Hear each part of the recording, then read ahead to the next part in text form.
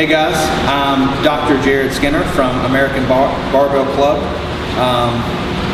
Today I'm going to be talking to you a little bit about the pause deadlift. The pause deadlift is a very, very useful exercise, but it can also be a very dangerous exercise if you do not execute it correctly.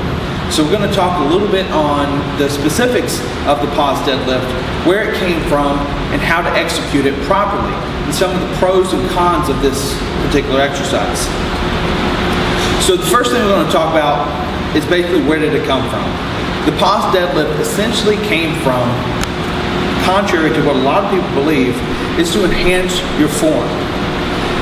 Specifically talking about pulling the bar closer to you, putting you in a more upright position, keeping your trunk vertical, as compared to, pulling through a sticking point, increasing time under tension, which, yes, they do kind of do this to a degree, but there's also some deficits that go along with that, okay?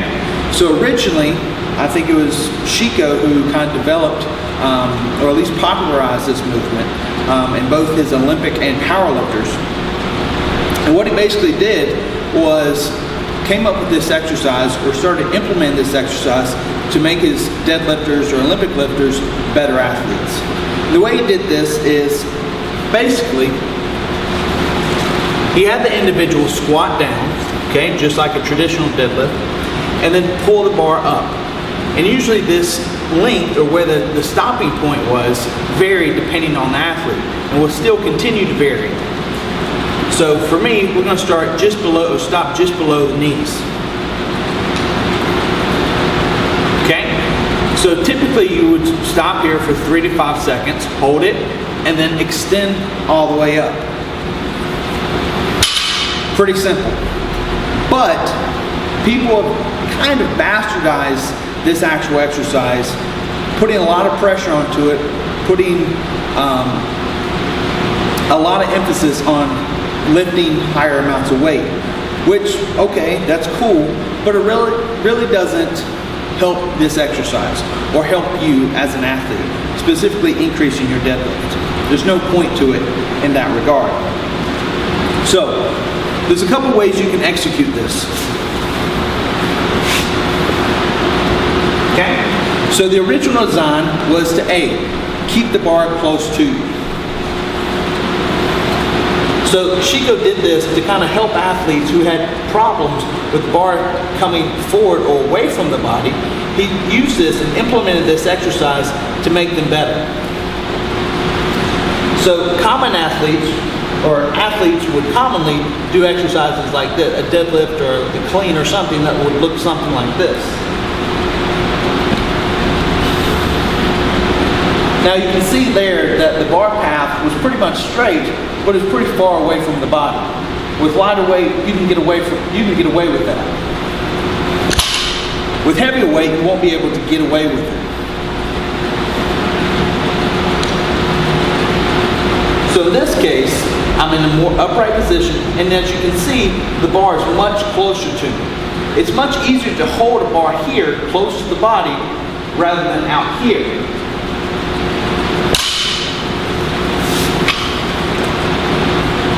Now, basically, why we want to do that, okay, it's going to make yourself a more efficient lifter, right? Which is the ultimate goal. We want to make ourselves better. Now, there's a lot of ways we can do this, okay? And one of the popular things that people try to do is pull through a sticking point. This has been popularized in the kind of the Western culture as far as powerlifting training, as using the pause deadlift to kind of pull through a sticking point. And I really want to kind of take a step back and evaluate the exercise. That's really not what we're trying to do here. Now, pulling through a sticking point, that's pretty good, okay? But it really doesn't help pull through a sticking point. It actually creates a sticking point.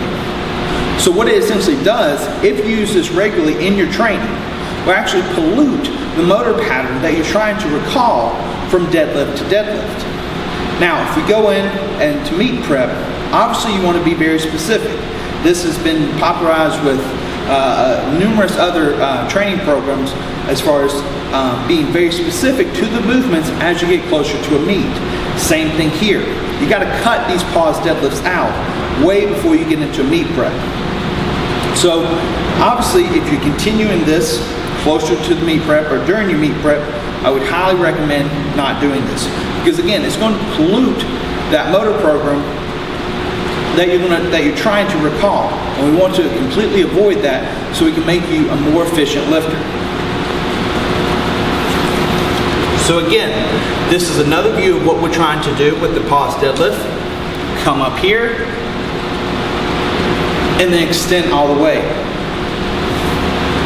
Now, another reason why that could be pretty bad is, like I said, the farther the bar is away from you, it would actually increase the amount of torque you have to create, specifically at your hip or back extensors,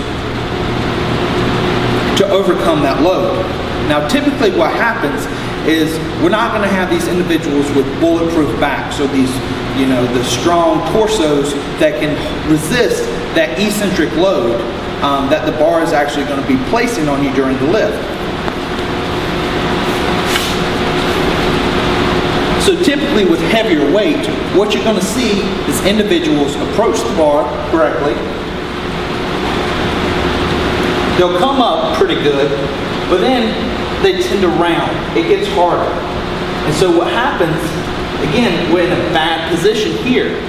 Here we have a little bit of thoracic rounding. We can see our rhomboids aren't engaged. We don't have that scapular retraction. And again, we're going to pull through, and it's going to make it much harder at the lockout. Okay? So when we go heavier, we want to avoid that. So if you're going to implement the pause deadlift in your training, it needs to be with very, very light weight. It needs to be, for all intents and purposes, just for form work. Again, staying tight.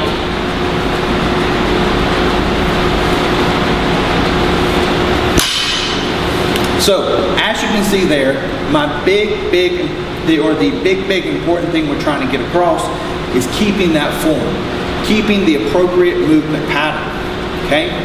Now, is it cool that you can lift 700 pounds like Pete Rubish? Hold it for 10 seconds? Yeah, that's awesome, okay? Pete Rubish and those other people that kind of just lift astronomical numbers with the pause deadlift, good for them, okay? These people are also probably really good and have the leverages, been doing this for a long time, and can do that just because they're good deadlifters. They can get away with that. Will it eventually hurt them? Who's to say? But for a novice individual, I would not recommend doing this exercise with maximal weight. Always sub-maximal weight. And again, the whole point should focus on form, not the amount of weight you can do.